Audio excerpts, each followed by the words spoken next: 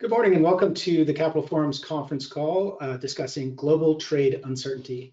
It's just after 11 o'clock in the morning, Eastern Time, Wednesday, March 12th, 2025. My name is Bryce Baschuk. I am thrilled to be here with you. I joined the Capital Forum this month as a senior correspondent focused on international trade. Most recently, I was a trade reporter for Bloomberg News covering the WTO and international trade from Geneva, Switzerland. Today, I'm really excited to be speaking with a bona fide trade expert, Beth Baltzan. Beth was most recently a chief policy advisor to Joe Biden's U.S. trade representative. Beth has been a trade lawyer for 30 years, including a slight detour into financial services oversight. And she is based in Washington, D.C., where she has experience working both in the executive branch and the congressional side. Hello, Beth. Hi, Bryce. Great to be with you today. You too. I have to say, it feels like we're all kind of drinking from a fire hose of trade news these days. There is a lot to talk about. So let's just dive in and start with the basics.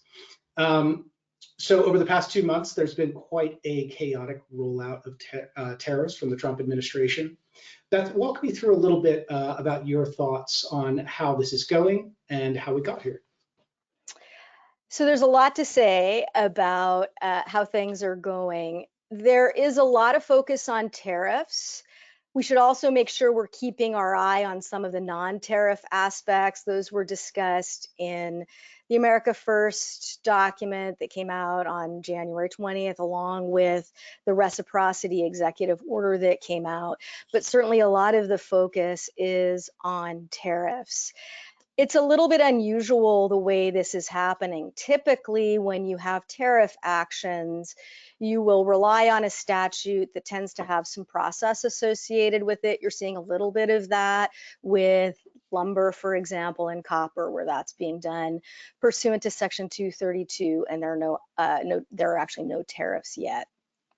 On the other hand, you're seeing announcements related to executive orders, what we saw with Mexico and Canada and Colombia. You saw those proposed actions, then there was a stand down from those actions, then they were back on, then they were modified.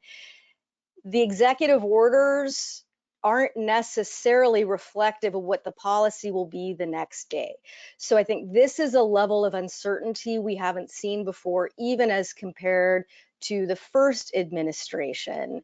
And that's what makes it a little bit challenging to try to stay on top of what's happening. Challenging is it's a kind way of saying it, I'd say. Mentally, I'm trying to kind of frame my mind around, what categories of tariffs we're looking at. You've mentioned kind of steel, wood, copper. I think, at least from my framing, I see it as kind of 4 categories. One, you've got negotiating tariffs, and these are the ones that you saw with with Mexico, Canada, and Colombia, kind of aimed at achieving these kind of non-tariff trade goals. 2, you've got these sectoral tariffs, which you mentioned. These are ones kind of trying to push an industrial revival for select industries. 3, you've got reciprocal tariffs, and that's something I hope we could touch on a little bit later on, which is kind of about rebalancing trade, rebalancing the trade deficit with America's trade partners. And then 4th, you've got these, America First tariffs, where you're seeing kind of not clear executive orders, but comments from the Trump administration saying they're looking at targets like autos, trade in pharmaceuticals, semiconductors, what have you. Beth, my question for you is, which one of these categories do you think might have the biggest economic or perhaps the biggest political consequences in the coming months? I think we have to view these categories as fluid. And that's one of the challenges with the disconnect between what's in the executive orders and what's being said publicly otherwise. So if we take the executive orders on Canada and Mexico, that is supposed to be about fentanyl crossing the border. When you see subsequent actions, there seems to be some conversation about automobiles and whether Canada is ripping us off and other aspects of trade that suggest that that's not necessarily about fentanyl. So we are seeing things that may start in one category move to another category. It's interesting to look at the sectors, certainly on sectors like steel and aluminum, and this was true going all the way back to the Obama administration. There was an awareness that the global marketplace was not one that was actually a free market. We weren't seeing perfect global competition. We were seeing a lot of distortions, particularly from non-market economies, that were having real impacts on producers in market-oriented economies who actually have to turn a profit to be able to stick around. Not true in a place like the PRC. So there is a bipartisan concern about those industries, making sure that we have basic capacity because it's essential for things like defense and critical infrastructure. So that's an area of bipartisan concern. So I think you see some coalescence around those measures, at least to address that problem. Whether people would do it in this exact way, I think, is a different question. So I think the reciprocity question is an important one. Again, if you look at the executive order, what it's describing is a methodology for calculating where the imbalances are that includes all sorts of things. Again, keeping our eye on the non-tariff measures. If another country has food safety regulations, that would seem to be something that we're going to include in the overall calculation of the lack of reciprocity. That executive order doesn't call for tariffs immediately. Again, if you look at things that are being said outside of the executive order, it looks like April 2nd might be a target date for reciprocity when you won't have all of those reports in hand. So I'm not sure I'm actually making it easier to figure this out, but in part, it's important to keep our eye on all these different parts. What you also don't want is an overconfidence about tariffs happening on April 2nd when there's other information out there that suggests it's not quite that clear. Yeah, and that's a really good point. I mean, there's certainly a messaging gap between what the formal, executive orders say and what's being, communicated to the American public in, these media interviews at the White House. Just this week, we've seen a pattern where the administration will announce executive orders and then Trump will post something on social media, like, jacking up tariffs on Canadian steel to 50%. And then sometimes he reverses course, and sometimes he does it in a matter of hours. It's very, very hard to keep track of. My question for you, Beth, is what do you make of this? Is there an actual strategy here, or is this just policy on the fly? It's a good question. It's hard to answer that question with confidence. It's always useful to look at trade not on a separate track, but as part of the overall conversation about where we're going with the domestic economy, where we see a lot of pushing of boundaries, domestic regulation, what we are doing with congressionally approved funding and whether the executive branch is actually going to spend that money in the way that Congress directed. It strikes me that this might also be part of that overall effort to test and see where we might get some pushback. Now, you saw the province of Ontario push back on the steel and aluminum tariffs by putting a tariff on electricity to 3 states. That is when President Trump jacked up or threatened to jack up the aluminum and steel tariffs. You saw Doug Ford have to back down from what he was proposing to do on electricity. So that seems like the back and forth that we're getting. What can you do? On the USMCA, on the Mexico and Canada tariffs, what we saw there was tariffs on everything, whether it was a good that was made pursuant to the rules of USMCA, where it would qualify for duty-free treatment, 25% tariff on those. And then you saw the alarm bells ringing about what that would do to our very integrated North American auto industry. Then you saw a discussion, well, autos will get a reprieve for a month. The executive order comes out the next day. You read it and you say, actually looks like a reprieve for all goods eligible for duty-free treatment under USMCA, not just autos, and not just for a month, but longer term. Seems like that's indefinite. So I'm seeing that where you get certain kinds of pushback, the administration is willing to change course. Yeah, yeah. This objectively feels like a pretty fluid situation. And speaking of which, these reciprocal tariffs, we've got about a couple weeks until the beginning of April, and that's when the reports are due on the 1st, and then Trump himself has mentioned that April 2nd will be a key date for these reciprocal tariffs. Tell me, Beth, what are you watching out for on these tariffs specifically? It's interesting about the reciprocity executive order because there is a report, but then there are also subsequent reports. So it's not clear that he's going to wait for those subsequent reports in order to take action on April 2nd. But maybe he will. This is a little bit of the challenge with not having a clear pathway towards how things are going to be done. Again, is this part of the overall strategy in the first few months of this administration to sort of intentionally sow a little bit of chaos and see where things shake out, and then revert to something more similar to what we saw under the first term, which is actually following the processes under the statutes in order to arrive at a conclusion that has a factual and legal basis for the action taken? I would say, for example, where it might matter on the back and forth on what we saw with the Canada-Mexico tariffs, one of the statutes he's relying on is the International Economic Emergency Powers Act. IEPA is what it's called. Typically, the courts have been deferential to the executive branch when it invokes IEPA.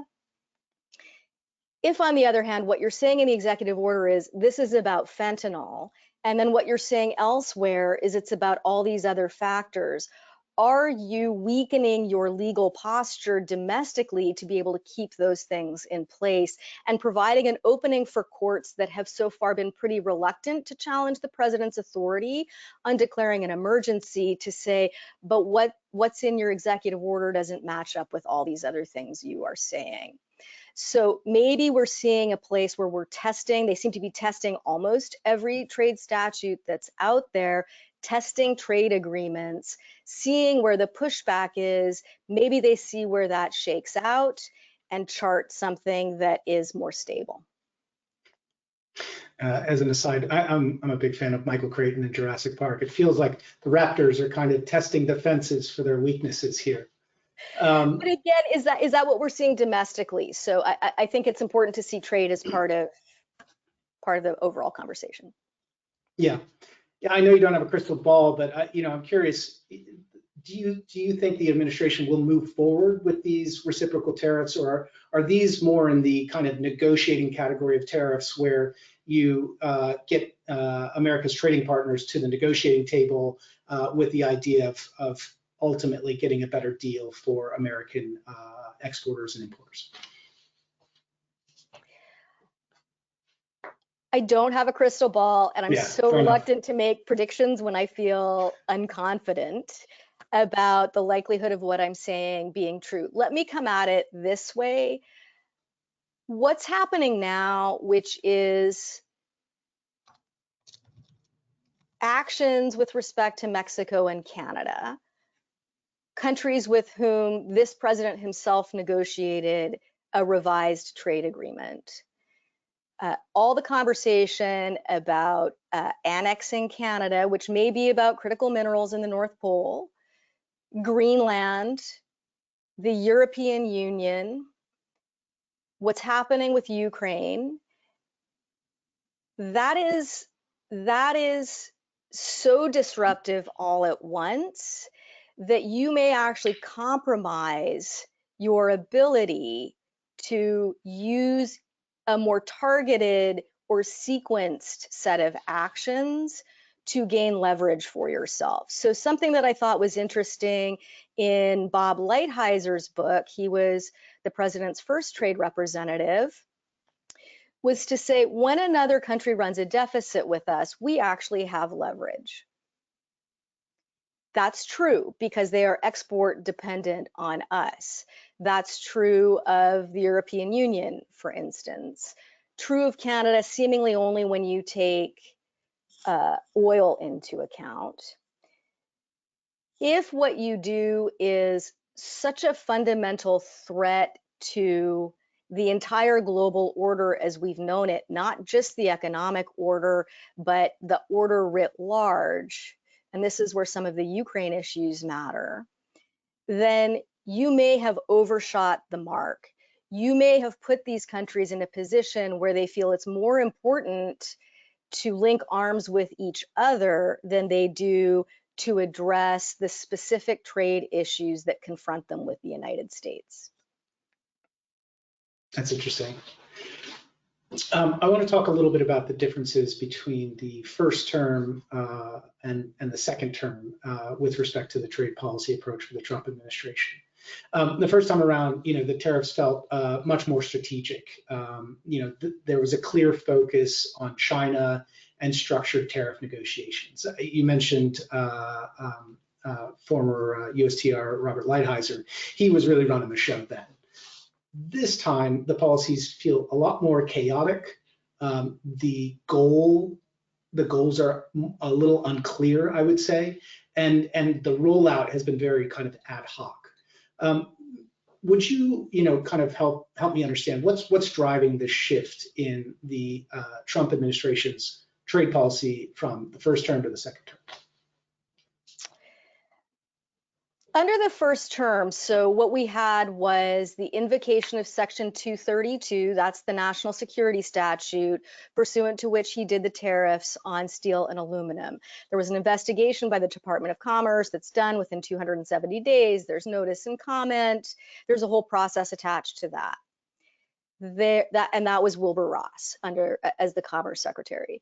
Under Lighthizer, you had Section 301, which is a statute that vests the president and delegated to USTR with authority to investigate essentially unfair trade practices of other countries. That was the set of China tariffs that we saw. So an investigation, a very rich docket, and then a series of sequenced tranches to turn up the pressure on the PRC. We aren't seeing any of that. And I think that's the importance of recognizing that what we see in the memo that came out on January 20th, what we're seeing in the executive orders isn't then producing any sort of predictable set of outcomes that follow from them. That is fundamentally different.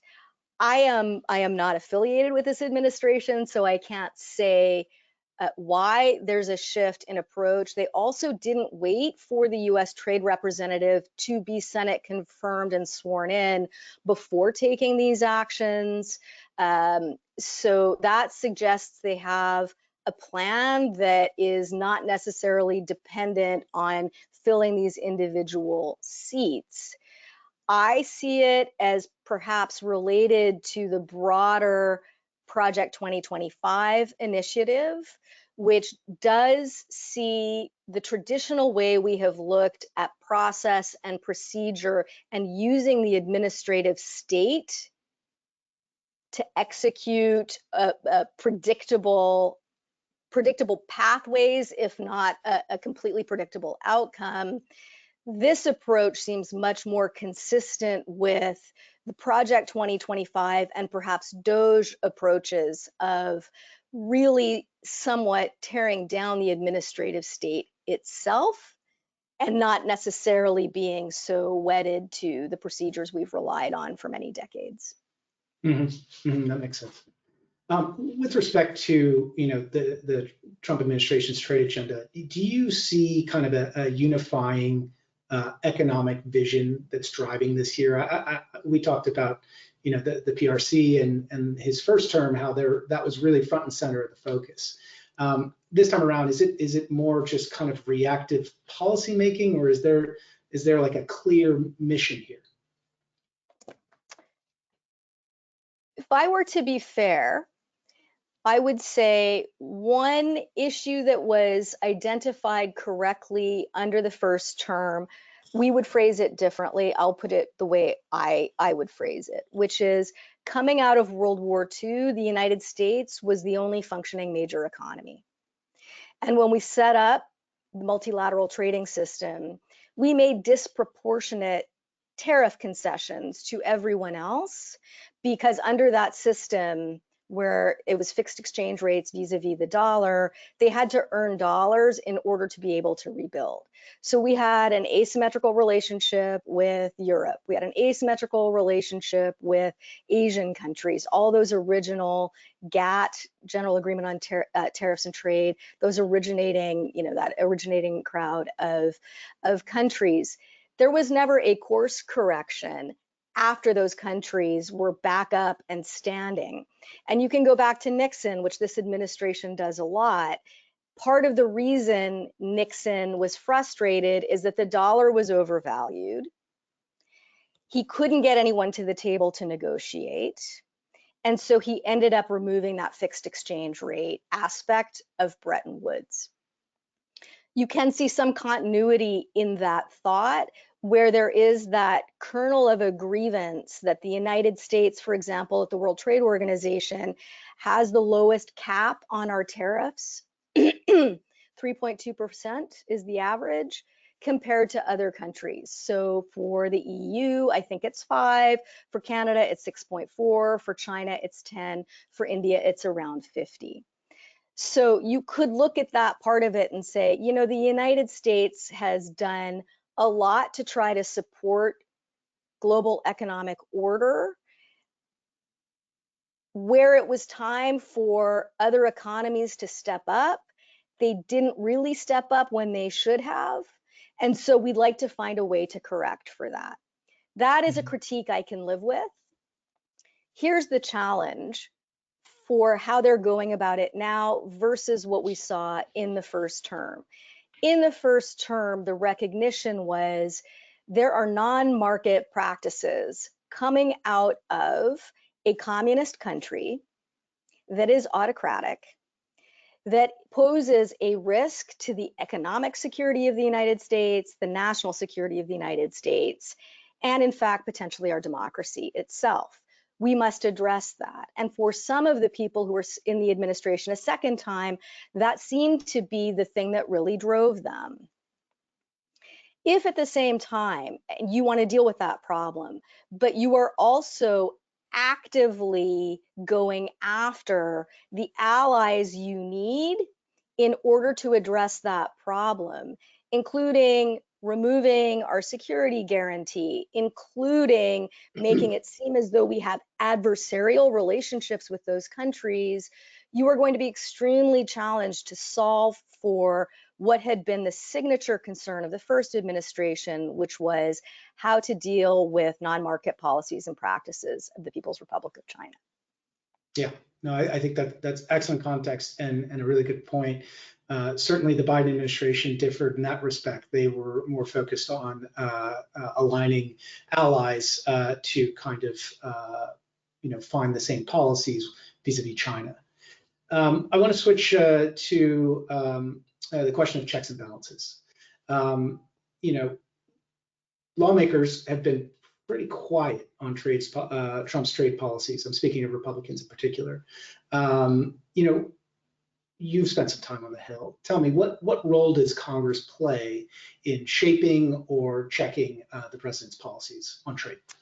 So what role does Congress play apparently depends. So it's not consistent. We could talk about the Constitution.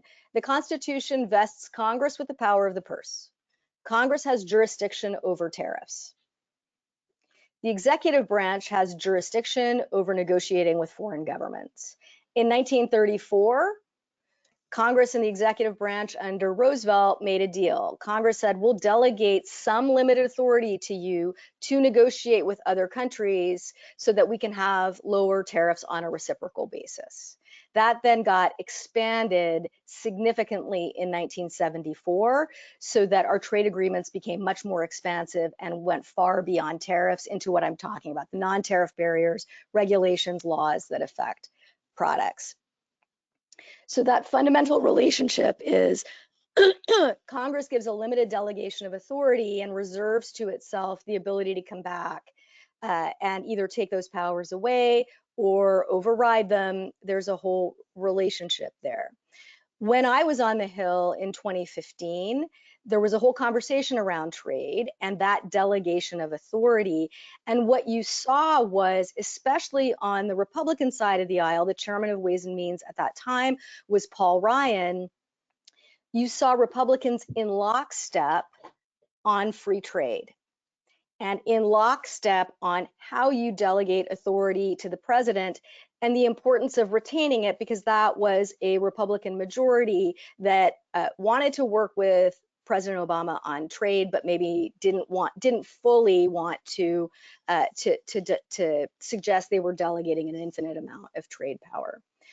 What we're seeing today, including from some of those same Republicans, is a real deference to the executive branch, to the point where I believe in the continuing resolution voted out of the House yesterday, they were going to constrain themselves even on one of the tools they have to override the president on tariffs. That is an extremely fundamental shift from the kind of conversation we were having in 2015. Are they also sort of testing the waters? It's a continuing resolution. Maybe they just do it for now and see how things shake out and recapture their powers later.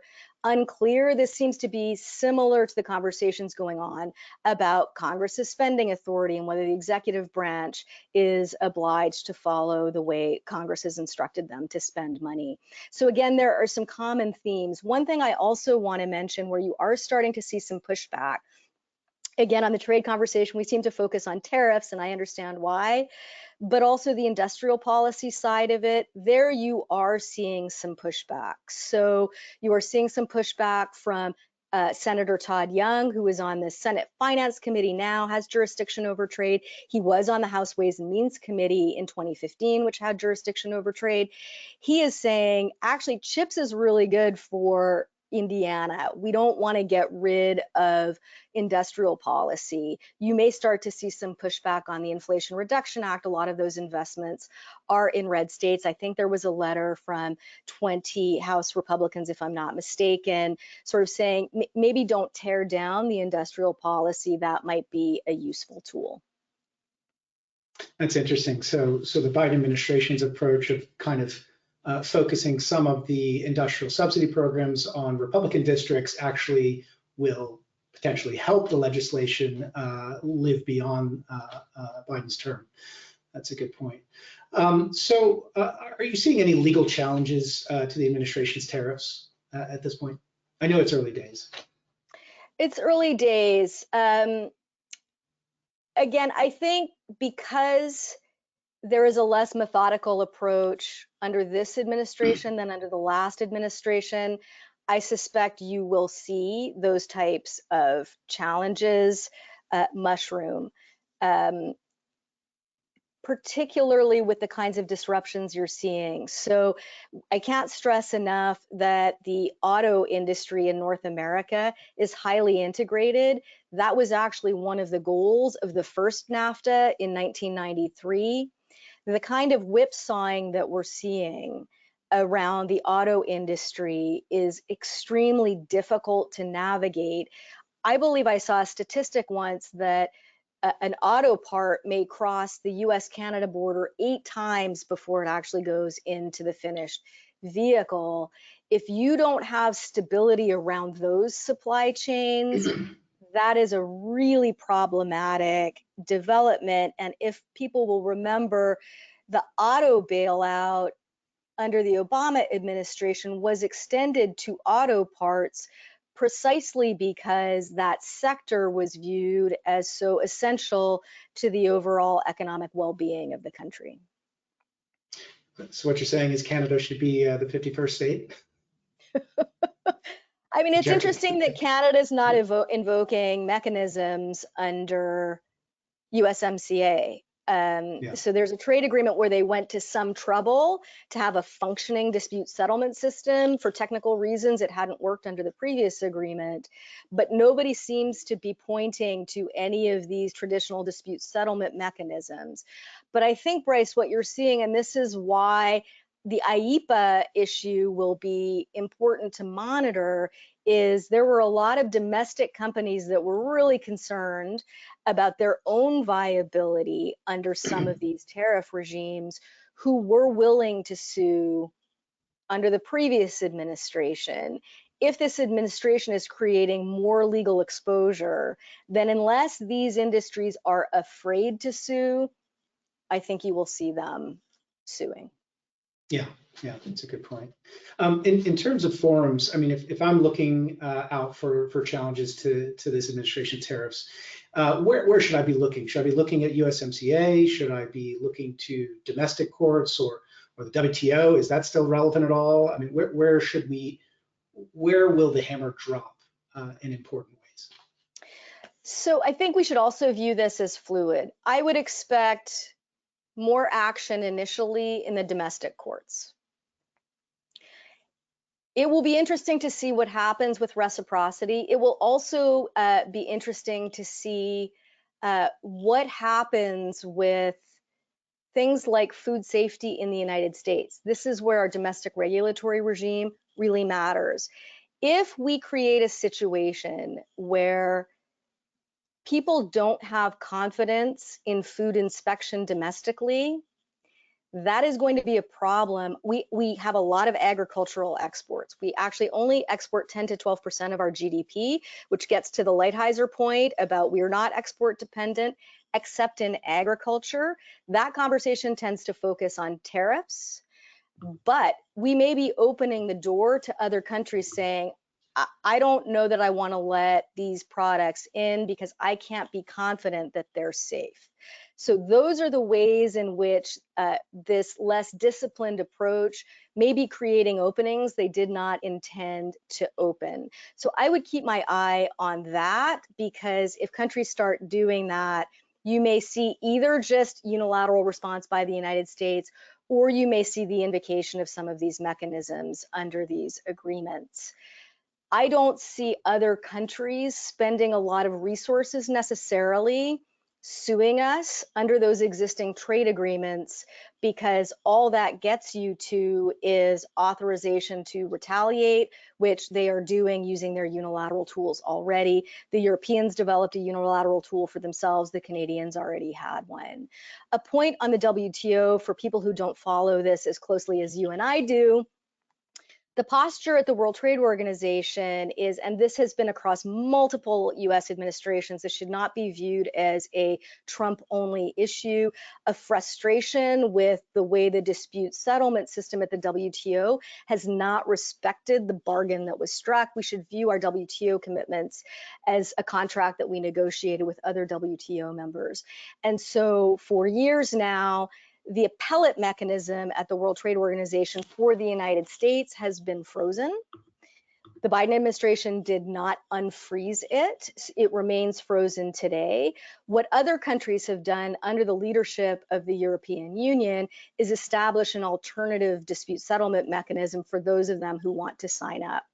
So you could sue the United States at the WTO, and you could get a finding from a panel. If the United States appeals, there's nowhere for that appeal to go.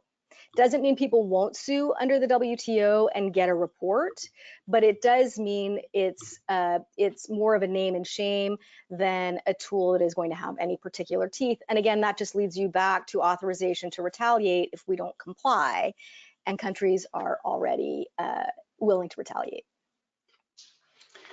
The horse has left the barn on that one, I suppose. Yes. Thank you, Beth. I want to shift to those countries and sectors that we should probably pay attention to most the ones that are going to be affected and hit hardest by the trade war. Let's start with countries. I mean, in the first couple of months, obviously, Canada and Mexico have really been the big focus here. But, China now has 20% tariffs on all of its imports to the United States, in addition to the existing tariffs that have been implemented by the Trump and Biden administrations. Tell me, what countries are you focused on at this stage of the game? I think to the comment before, the countries that have the largest trade deficits with us are probably the most vulnerable because they have the highest export dependency. So it bites. The European Union does have a trade deficit with us, but this is where the removal of the security guarantee has unleashed a conversation in Europe about how they are going to build out their industrial base. They're talking about doing things like buy European, which has not been really part of their vocabulary. So we're seeing a very serious shift for Germany to be removing or acting to remove the debt brake so that they can reindustrialize and look after their own defense is a profound game changer that will have effects on how they think about trade with the United States. That is a massive difference between where we are today versus where we were under the first term. You're also not seeing ideological finger wagging, which you saw a lot of during the first term. Tariffs are per se bad, you're shooting yourself in the foot. I think a lot of countries have recognized that if you actually don't have a truly competitive global marketplace, if you're seeing these incredible distortions, particularly by non-market economies, you're going to need some tools to protect yourself, and tariffs are one of those tools. So in that sense, the conversation is very different today than it was 8 years ago. With respect to the People's Republic of China, they have an export dependency on us. However, we also have a supply chain dependency on them that was exposed by the pandemic. Masks, for example, you saw ships stuck on the ocean that were shipping inputs that a lot of our industries need. People often focus on the finished goods. Now we're looking at this whole supply chain. Where are the choke points in the entire supply chain? In 2020, I remember media affiliated with the Chinese government stating, we could actually just cut off your supplies of things and you would be in trouble. So it's worth looking at where those sectoral dependencies are. Active pharmaceutical ingredients comes to mind. They have some really serious tools they can bring to bear to inflict pain on us if they so choose. They also have more space as an autocracy to be able to impose costs on their own people. So, which is part of the Chinese model, has been a form of financial repression. And Michael Pettis writes a lot about this, where essentially you're not getting a lot of return on your savings. That money is being funneled into export industries. So that's where the lay of the land is challenging today, and quite different, I think, from where we were in the first term. Yeah. No, I'm glad you brought up retaliation. Today, we've seen the EU is going to trigger tariffs on U.S. exports worth some 26 billion euros or such. And with an additional tranche of tariffs, Canada has announced retaliatory tariffs in response to the administration's 232 tariffs on aluminum and steel. It's complicated. I want to just get your sense for, with this retaliation coming down the line, what impact are we likely to see in the United States as a result of our major trading partners fighting back? I think an interesting case study has been Brown-Forman, Jack Daniels, where, again, if we look at the totality of the administration's posture to our allies, you'll see quickly that the trade piece of it is not going to get you the analysis that you need. So what's happened is in provincial liquor stores, they've just taken those products off the shelf, American whiskey products off the shelf. Brown-Forman has said, that's worse than a tariff. We actually can't ship through people who won't stock our products, Right. coupled with a huge Buy Canadian movement now. So there are racks in stores that have Buy Canadian. This is a Canadian made product. They have maple leaf flags on them. To the extent the administration, and I don't know that they have, thinks that the tariffs are an on-off switch and that you can snap back to the status quo ante, I don't think that's the case here. And people are aggrieved that they are being treated in this way. And you are seeing a surge, including on social media, of anti-American sentiment. I suspect it's going to be hard to get that market share back, even if you reverse the policies. I think we're seeing it in Europe. And so that is the part I hope the administration has thought through, that it's actually not an on-off switch. The world actually isn't going to revolve only around the latest executive order or social media post. Yeah, I think that's a really important point. I remember during the first trade war, the first administration, farmers were, repeatedly talking about how, they are losing market share to China, to other U.S. trading partners that, folks or countries like Brazil are stepping in to fill with respect to soybeans in particular. And that once you lose this market share, it is very, very difficult to win it back. I think that's a really important point. We're about 3/4 in here. I want to just take a pause and make sure that we answer some questions from our audience. Thank you for asking questions. I'm going to start with Fernando Ramirez, who asks, what is Trump's end goal for the tariffs, and what will it take for him to be satisfied? It's a good question, Fernando. It's a really good question. I'm not sure it's a question that anyone other than the president can answer, but I will do my best. Certainly, again, getting back to where I think there's common ground across administrations, the United States has experienced deindustrialization. For 30 years, the mantra was we are going to become a services economy, steel workers are going to become software programmers, and it's all going to be fine. And we have seen that that actually did not turn out to be the case. And so there's a whole revisiting of that analysis that is taking place. So you see a common goal of rebuilding the US industrial base. It seems to me the president believes that he can do it through tariffs alone and rejecting industrial policy as a mechanism for that. I don't think that's accurate. I think there might be individual sectors where you can do some tariffs and that's going to be enough. There are going to be other sectors where you are likely to need a more affirmative industrial policy.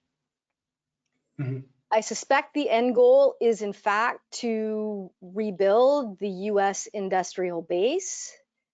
I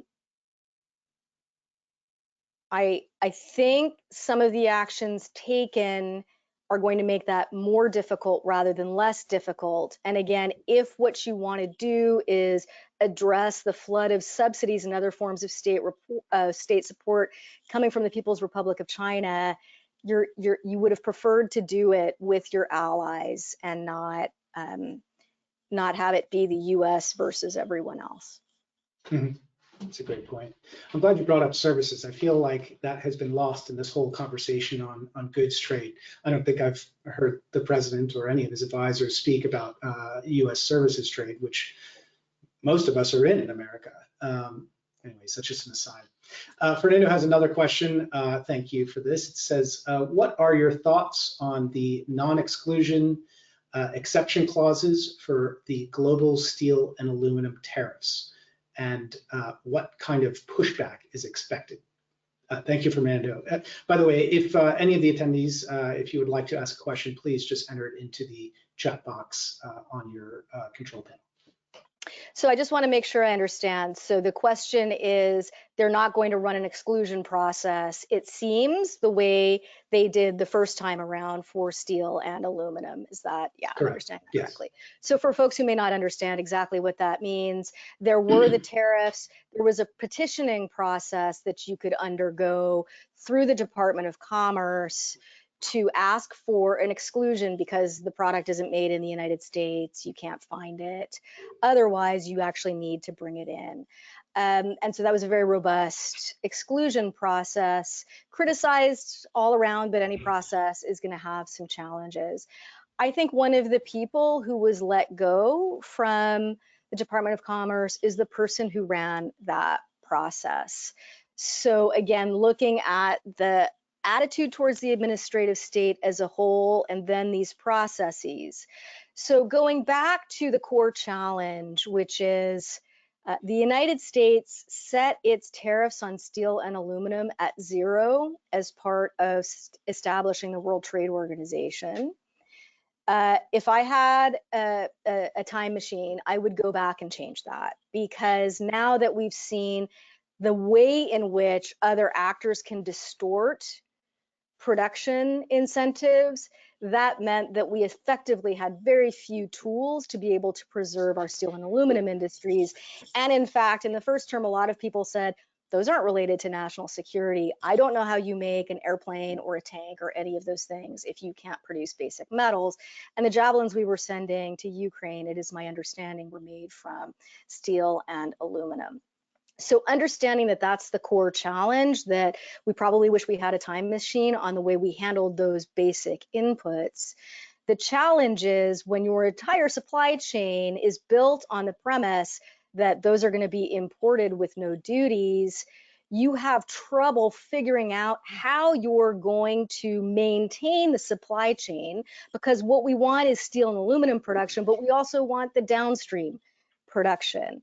So I think the exclusion process was meant to be a way to recognize that you're going to need some give in the system, so that you are not just incentivizing, fine, if I can't get an exclusion to this product, maybe I'll just bring in the finished good instead. And so that's why you saw some pressure even from downstream producers of steel and aluminum products. We saw this in the Biden administration. Can I have some tariff relief as well? I'm getting killed by the guy in the next step. I can't stress enough how challenging it is to figure out how you are going to have a functioning supply chain when what you're trying to correct for is a really high tolerance for offshoring. I can see the logic behind thinking you're not going to have to provide any exclusions. We were under a lot of pressure under the Biden administration for the China tariffs to get an exclusion process up and running. There just are going to be sectors where it's not realistic right now to be able to make things at the price points that we are looking at. Yeah. There's been a lot of talk about kind of the losers from these tariffs, the downstream producers of steel and aluminum, the folks who make the cans that go into our beverages, or obviously the automobile industry. Beth, are there any unexpected winners from this process? I mean, clearly the U.S. steel and aluminum industry are popping champagne today, but as you look down the road at the Trump administration's trade policies, what are the industries that we're going to see winners? I do think you're going to see some downstream producers of people. We tend to think that all the downstream producers of steel and aluminum are unhappy with the tariffs. I know from my time in the Biden administration visiting some facilities, you had people who were very eager to see more tariff action throughout the supply chain, not because they can't compete with truly competitive markets, but because they feel the deck is stacked. So I want to make sure we really understand that there are some downstream folks who feel that they're going to be winners. It's not going to be every downstream producer, but I think it's important to disaggregate those portions of the supply chain. One thing, although we haven't seen a conversation about services, one thing we are seeing is the Trump administration resurfacing conversations about the digital service taxes that other countries were proposing with respect to our tech companies, and trying to make sure that our tech companies are paying taxes in jurisdictions where they are operating. I'm not a tax person. I might not have said that exactly perfectly, but from the trade perspective, I think that's the gist of it. There seems to be an appetite within this administration to go after countries that are looking to impose a digital services tax. One pathway out of that was through the OECD tax process. That didn't get through Congress. That was the off-ramp for these one-off digital services taxes. It's interesting to me because the president thinks that people outside your country should bear the burden of financing your imports and so forth. They should pay, right? That's sort of the external revenue tax. I think there's an argument you can flip on its head, which is if that's true, then is it not within the rights of these countries to do the same thing and say, we're actually not getting enough revenue from these companies. We need to find a way to tax them. So I think you might be seeing an inconsistency in the talking points there. But certainly that's something that tech companies are concerned about, which is the proliferation of these taxes. They may be successful. Certainly in the Biden administration, it was very public. We were unwilling to give them the things that they wanted, either in our trade agreements or in other areas. They may have a more friendly audience under this administration. Yeah, yeah. No, I'm glad you mentioned the OECD tax deal. I recall, when Trump came into office in the first term, a lot of the transatlantic trade negotiations. I'm thinking. Not TTIP. Yeah, TTIP. TTIP. Yeah, TTIP. TTIP. I'm thinking of TTIP. It's a million years ago. I remember the EU trade minister basically said, "Look, we're going to take this negotiation, put it in the freezer. Maybe we'll be able to, crack open the freezer in 4 years and see if it still looks good." Is that what's going to happen with this OECD deal, or is it just in the trash bin of history now at this point? I think it's hard to say. We don't know what the United States will look like in 2028 or 2029. I think it is possible that if the goal is to eliminate the income tax and use tariffs instead, I suspect there will be the kind of backlash that led to the creation of the income tax in 1913 in the first place. All these references to the Gilded Age are actually important because a lot of what the administration is doing looks like it is trying to go to a pre-Gilded Age model, including the president's invocation of McKinley. So I think it's important to sort of think about what 2028 and 2029 look like, where the politics of the folks not in the current administration may move in a significant direction. That's a great point. We've got about 5 minutes left. I think this has been a really fascinating conversation, Beth. I want to thank you for taking the time to chat. We do have some time to just kind of leave you with some parting thoughts, things to look ahead. I will just open the floor to you. I think it's one focal point I have, and I've brought it up a couple of times because it tends to be only real trade nerds who pay attention, but it could be important for almost every industry that has a vested interest in exporting.